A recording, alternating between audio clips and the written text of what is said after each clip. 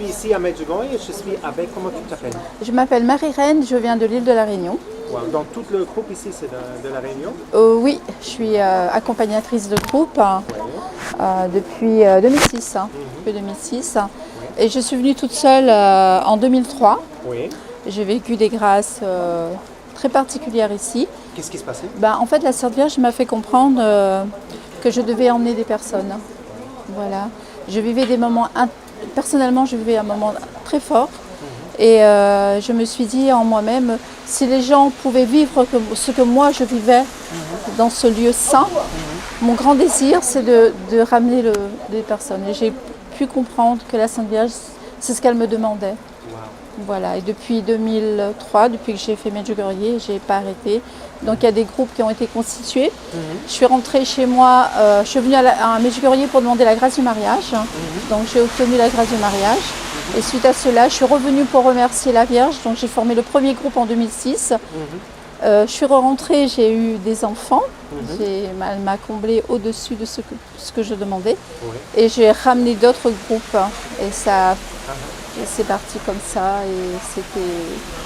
Et je me suis dit que c'est pas moi qui fais les groupes. Je ne suis pas toute seule parce que quand je suis à La Réunion, la Sainte Vierge elle est présente. Voilà. Et tu peux expliquer, maintenant peut-être il y a quelqu'un qui ne connaît pas Medjugorje, qu'est-ce qu'il y a de tant spécial ici? Ici, nos cœurs changent. Nos cœurs changent, on est transformés.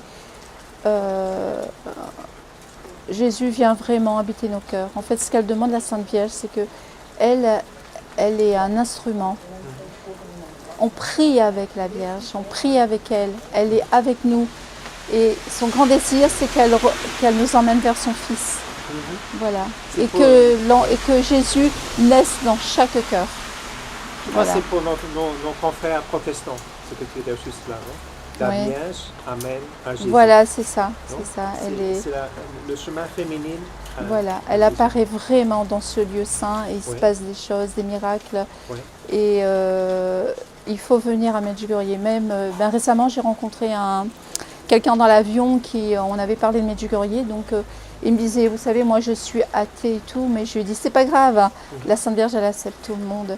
Et une fois qu'on est dans ce lieu, on est transformé, que ce soit qu'on soit à l'église, qu'on soit sur la colline, qu'on soit sur le Christ-Chevac, la Vierge nous attend à un lieu précis et c'est là qu'on reçoit la bénédiction, qu'on reçoit sa tendresse maternelle.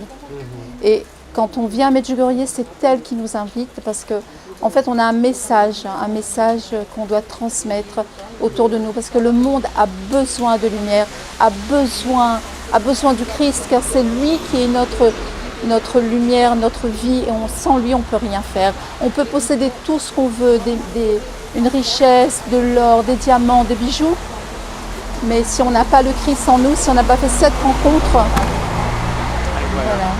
Et tu étais toujours catholique ou plutôt catholique en fait, j'ai été élevée par mes grands-parents, j'ai eu une éducation religieuse. On a eu le baptême, la communion, confirmation et tout, on a eu un suivi. Et arrivé à l'adolescent, on se perd un petit peu.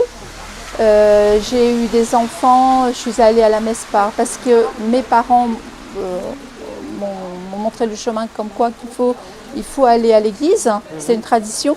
Mais une fois venue ici à Medjugorje en 2003, ça a été un changement, vraiment mon cœur vraiment transformé. Et je ne peux plus rentrer dans une église comme avant. Et voilà, je viens vraiment à une rencontre d'amour. C'est plus, je m'assois sur l'église, je fais comme tout le monde. Mais là, c'est vraiment le cœur, c'est le cœur qui parle. Voilà. C'est la Vierge qui a fait ça avec toi. Voilà, c'est avec tant de gens. Non? Voilà, c'est ça. J'ai vécu. Tu pries le chapelet? Oui, le chapelet. En fait, on dit celui ou celle qui prie le chapelet tient la main de Marie.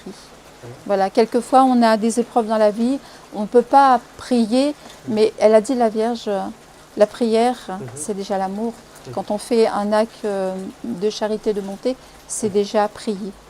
Voilà, c'est communiquer avec Dieu, parler de cœur à cœur. Voilà, c'est ça. Ici, c'est très central la confession. Tu peux expliquer aux gens qu'est-ce que c'est la beauté de la confession? Voilà, moi, c'est un message que j'ai retenu depuis tous mes débuts à Medjugorje. Un message que j'ai retenu de la Vierge, je disais que quelqu'un qui va à la confession, c'est quelqu'un qui ne s'était pas douché pendant pendant 3 jours et il retrouve une belle douche là et voilà, c'est ça. C'est ça la confession. Et aussi le jeûner ici. Qu'est-ce que c'est difficile pour toi de... Le jeûner c'est on ne jeûne pas pour dire qu'on jeûne. Il faut vraiment que ça vienne du cœur parce que je ne sais pas si vous connaissez le Père Slavko. Le Père Slavko, je ne l'ai pas connu physiquement, mais j'ai lu un peu ses livres et il disait que jeûner, si on jeûne avec le cœur, c'est le vrai jeûne. On ne jeûne pas pour dire qu'on jeûne, parce que la Vierge l'a dit, pour faire comme les autres, mais il faut que ça vienne vraiment du cœur.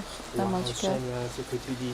Et tu peux expliquer un peu aux gens qu'est-ce que c'est la beauté de notre foi catholique pour toi, la foi catholique. Pourquoi c'est tellement bon d'être catholique? Parce qu'on a tout. Quand on a Jésus, on a tout. Avec la foi, ça, on peut déplacer les montagnes. Et quand on a la foi, c'est aussi pour aider les autres, en fait. Oui. Parce que quand quelqu'un a la foi, ça se reconnaît. Oui. Ils ont le visage lumineux. Oui. Ça se reconnaît. Comme on dit ici, et il n'y a pas longtemps, j'ai rencontré quelqu'un que je suivais sur YouTube. Je ne sais pas si vous connaissez, NDLM, Alberto. Oui. Et en fait, on était sur le vol pour Israël et je le connaissais sur les écrans. Et quand on s'est regardé, on s'est compris, il y a quelque chose qui s'est passé. Oui. Voilà, on se reconnaît quand on est chrétien. Comme on dit ici, non, on peut voir la Vierge dans le regard des gens, non? Oui.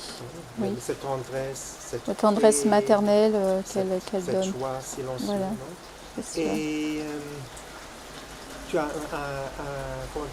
lieu préféré ici à Medjugorje pour toi? C'est la colline du Rosaire.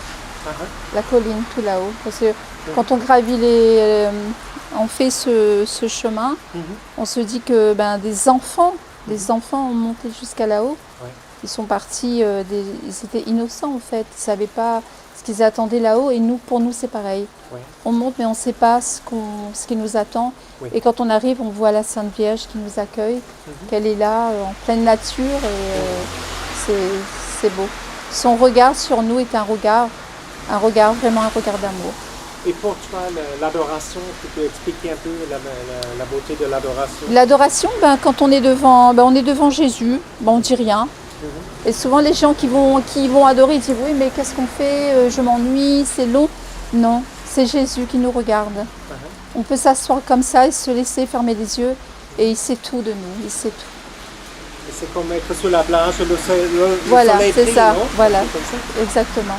Et qu'est-ce que tu dirais aux gens? Pourquoi venir une fois à Medjugorje? Pourquoi venir une fois à Medjugorje? En fait, quand les gens viennent une fois, ils veulent revenir. Voilà, c'est ça. C'est une paix, on a la paix. Et pourtant, il y a du monde, les églises sont bondées, il y a une paix particulière qu'on ne trouve pas ailleurs. Non. On est apaisé, même quand on est dans les pensions. Il faut le vivre. Il faut le vivre, cette paix. Marie Reine de la paix. Voilà, c'est ça. Merci pour cette belle interview.